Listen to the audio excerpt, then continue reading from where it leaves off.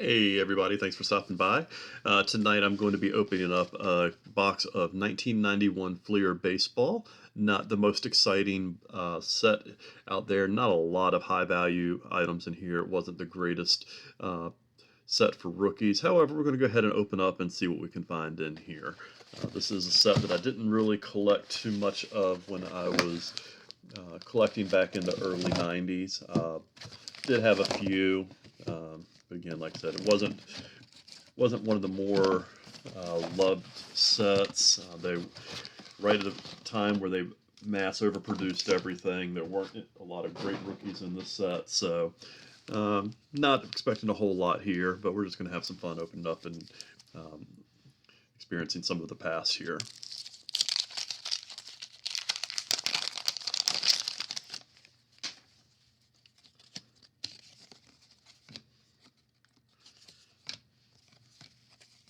Greg Jeffries, favorite of mine. Alex Cole, really good center fielder, nothing special. Brett Saberhagen, if you've watched some of my other videos, you know he's one of my all-time favorite players, so that's kind of neat to get him out of the very first pack. Dennis Cook, that's a good lefty reliever. Right off the start, nothing major, but like I said, not expecting much out of this box. Just having some fun living through history again. Mel Rojas, a good right-handed relief pitcher.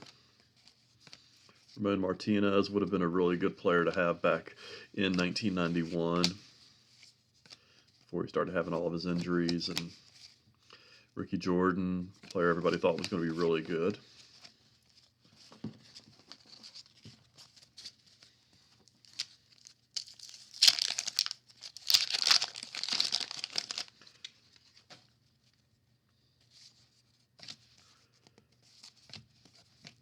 Lou Whitaker, always said, one of the greatest middle infield duos ever.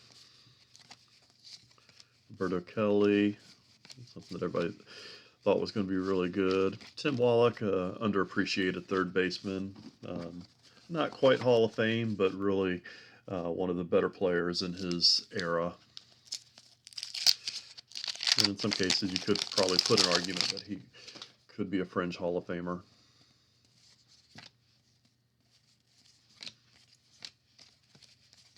Paul Molitor, definitely one of the better hitters of my generation. Robin Yount, same team, another one of the great hitters of our generation. Chuck Carr, a guy always fun to watch. Got a chance to see him play quite a bit in AAA. Always had a short, stocky, but extremely strong frame. Just a muscular little guy, and oh man, was he fast.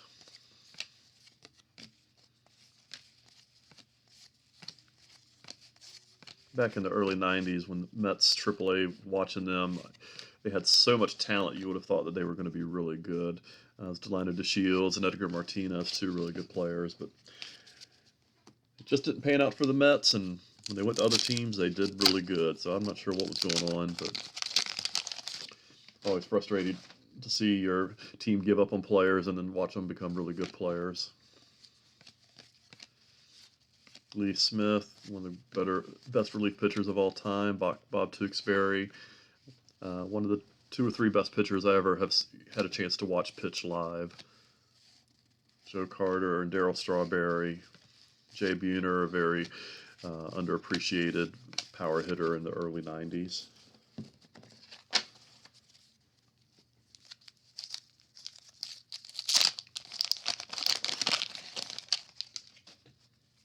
Greg Olson, had a chance to meet him during a baseball clinic when I was in high school, so that was really neat getting to meet him.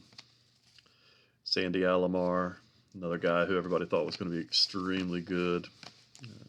Jose Rijo, another underappreciated player. I'm not sure why he didn't get any more consideration for Hall of Fame than he did.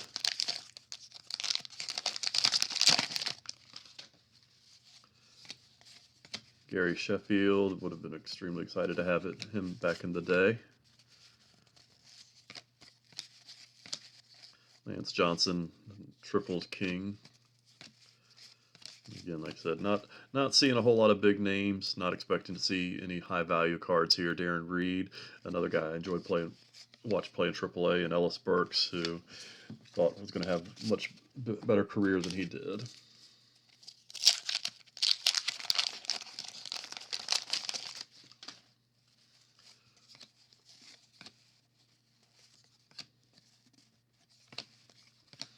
Kelly Gruber was a really good third baseman for the Blue Jays for a long time. Dave Stewart, another player underappreciated in historical context, was a definitely respected pitcher in his day.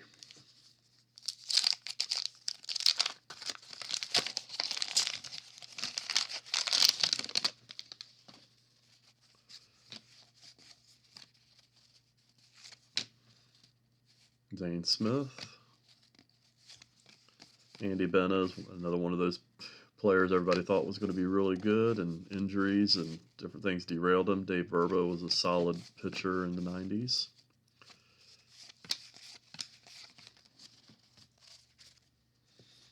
Really not a whole lot to shout about going forward. 25% in, but again, there's only a few cards that have any substantial value in this set, and even then it's only like $1 or so.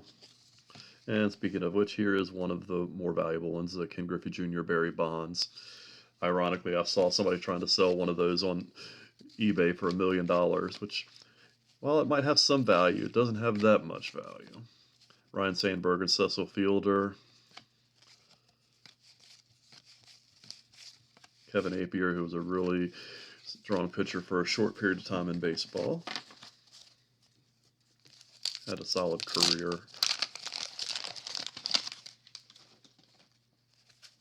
Teddy Higuera was a very feared pitcher. Danny Tartabull, I've often said, pretty much every time I see him, one of the more underappreciated and underrated hitters of that era. Travis Fryman and Robin Ventura. Wally Joyner, another solid hitting first baseman. Steve Avery, great lefty during the Braves run. Cal Ripken Jr., always nice pickup. There's Kirby Puckett and one of the insert cards. That's one of the nicer cards to get out of the set. Always loved Kirby Puckett. Always smiling. Always loved the game of baseball. Pure hitter. There's not much you can say in the negative about Kirby. Jay Bell, Rance Mulliniks, John Franco and Bobby Thigpen, who were two of the greatest relief pitchers in that time. Chris Sabo, Mark McGwire, Shane Mack, who I always really liked watching him play. Shame he didn't have a better career than he did. He is a very talented player. Vince Coleman, one of the best base stealers, also known for throwing firecrackers at fans and ruining his career that way. There's John Olerud, who I think might be the most underappreciated player in baseball history. Can't imagine how he's not in the Hall of Fame.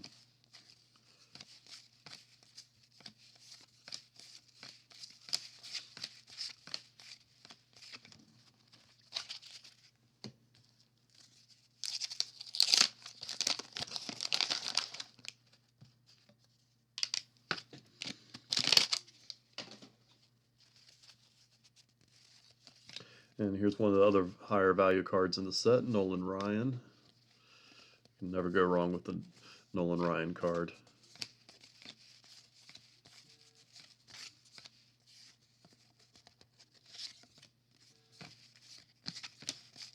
And Todd Zeile at catcher, where he made the conversion to third base.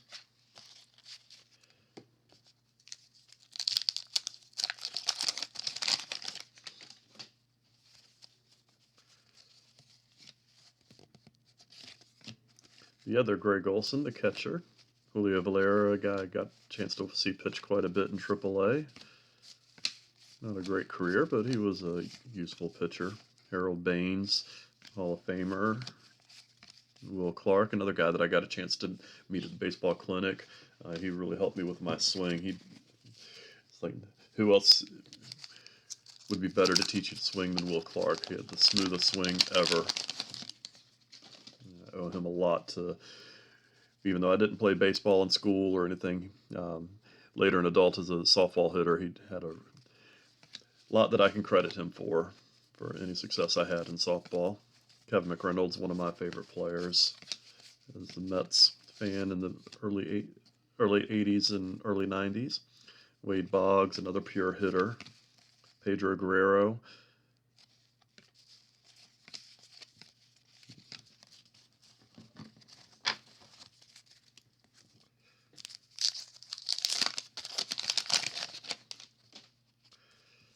Dennis Eckersley, a Hall of Famer. Marquise Grissom, somebody I thought was going to be a Hall of Famer, no doubt. He was so explosive when he first started playing. Kirk Gibson, great player. Greg Maddux, Hall of Fame pitcher. Andy Van Slyke, who was a very feared hitter. I hated watching him face the Mets. There's certain players that always just seem to have the Mets number, and he was one of them. Damon Berryhill, who's catcher I didn't really like too many on the Cubs, but I always liked Berryhill.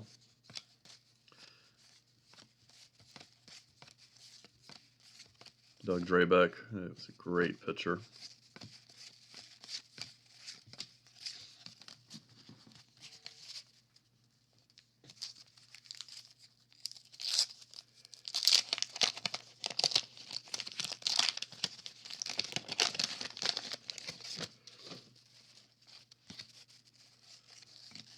Doug Jones, a hard-throwing right-handed closer. Ozzie Smith, one of the greatest, if not the greatest, defensive shortstops ever. Tom O'Malley, somebody who got a chance to watch him play a bit in AAA. Just a solid player.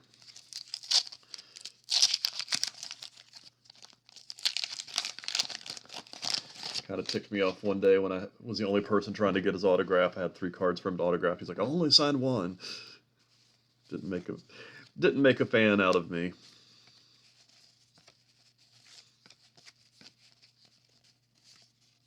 Kevin Maas would have been thrilled to get this back in '91. Julio Franco, the Ageless Wonder. Barry Larkin and Bobby Bonilla.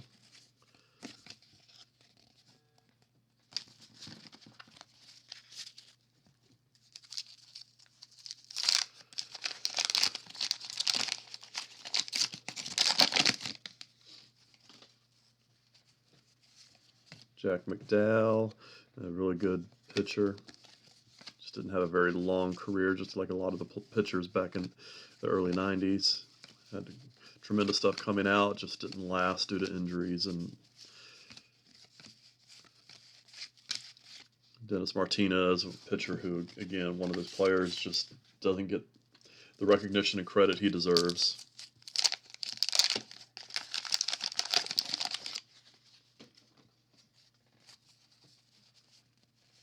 Bernard Gilkey, I believe that's his rookie card. Would have been excited to have it back in '91. Keith Hernandez, always weird seeing him in an Indians uniform. Brian Harvey, explosive closer. Howard Johnson, possibly my favorite position player growing up. And everybody's favorite Bo Jackson. A lot of horribly cut cards in this pack.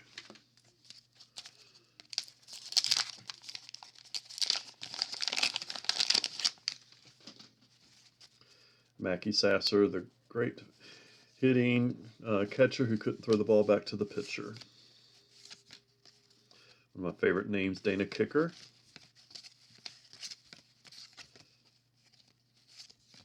Tim Raines, so glad he made it to the Hall of Fame. I was starting to think that he might not. John Smoltz, great pitcher for the Braves. Phil Plantier, another guy that I would have been ecstatic to open up that pack and see him in it back in '91, but just never lived up to the hype.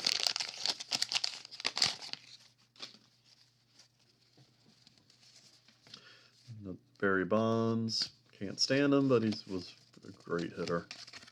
Even pre-steroids, I didn't like him, but he was a great hitter. Isaiah Offerman, second year. Roberto Alomar. So a lot of big names. Just like I said, the set just doesn't have the excitement that most sets had out there because they just didn't have those big rookies and they were so mass overproduced. Carlton Fisk, another great catcher. Kirby Puckett again. What can you say bad about Kirby? Tino Martinez.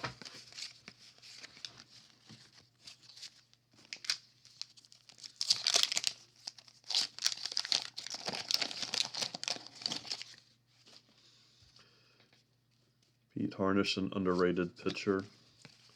And a Bo Jackson insert. So horrible centering. Otherwise, very excited to get that card. Everybody loves Bo. Ron Darling, one of my favorite pitchers, now commentator for the Mets, which probably makes me enjoy him even more as a player.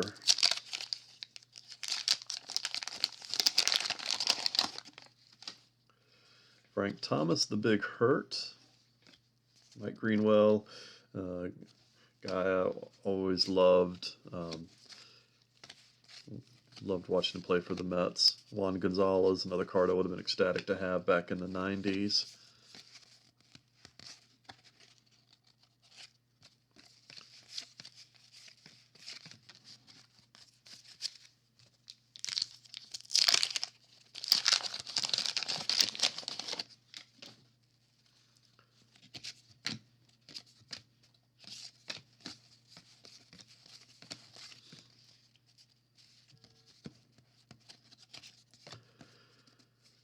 Tony Fernandez, a very solid shortstop for a long time in the majors. Tim Cruz, if you remember his death, it was tragic. Ironically, Bob Ojeda was in that boat accident at the same time, but fortunately Ojeda did not pass during that, but Steve Olin and Tim Cruz did. I'll always remember that one. I think that was probably one of the first baseball deaths that I can remember.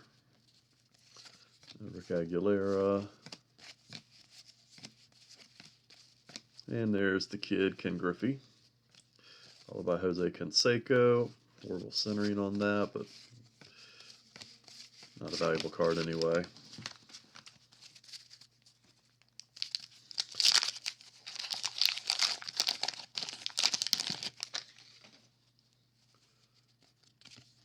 One thing I will say about the set is, in this box, there's not a lot of duplicates. I'm not sure if I've really seen any duplicates, to be honest.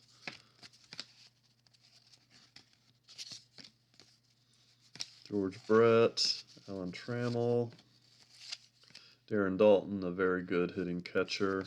Craig Biggio prior to being moved to second base.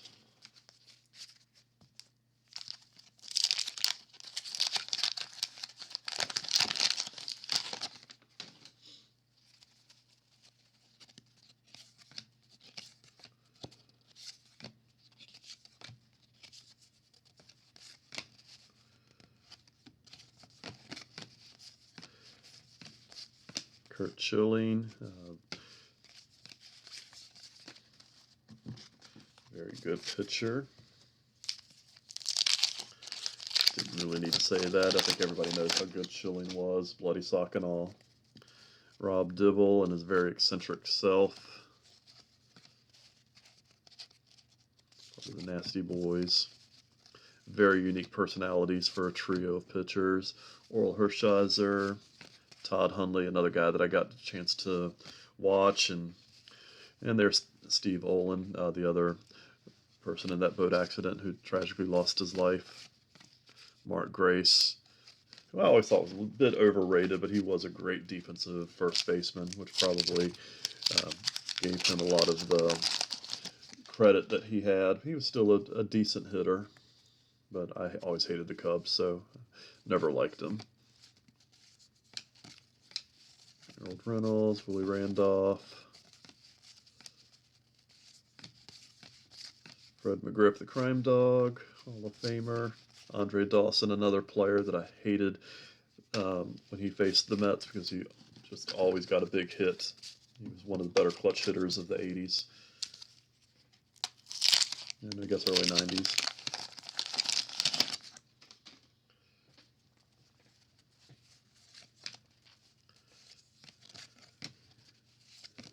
Chuck Finley, who was a very solid pitcher. Ozzie Guillen, solid shortstop. Greg Vaughn, another guy who would have been thrilled to open up that pack back in the 90s. And then the last pack, we got Terry Lee, Ruben Sierra, strong hitter, Ron Gant, Turner Ward, Andy Maldonado, Roger Clemens, insert, Walt Weiss, Jeff Treadway, and finally Tim Tuffle. So, again, not a lot, nothing to really shout about in this set, but one thing I will say, which I am shocked about, is I don't remember seeing any duplicates in this box. So we'll give Fleer a lot of credit in that. That you buy a box, you're going to get a lot of different players, but unfortunately in this particular set there just weren't any rookie cards to really celebrate. I do want to thank everybody for stopping in to watch this video. Hope you enjoyed it. If you do like this type of content, please like and subscribe. I do have quite a bit more boxes to open up during the junk era. A lot of boxes that I'm excited to open up in the future with a 89 Fleer and a 1990 Leaf is two of the highlight boxes that I have, but quite a few things that I'm excited to open up. Went ahead and opened up this one to get out of the way since I knew it wasn't going to be an exciting opening. But thank you for stopping in. Please, again, like and subscribe. If there's any thing that you like specifically, please let me know so I can know what to do and what not to do. If there's any content that you would like to see me open, please let me know and I'll do my best to see what I can do. But I do, again, appreciate you stopping in. I hope everybody has a great day.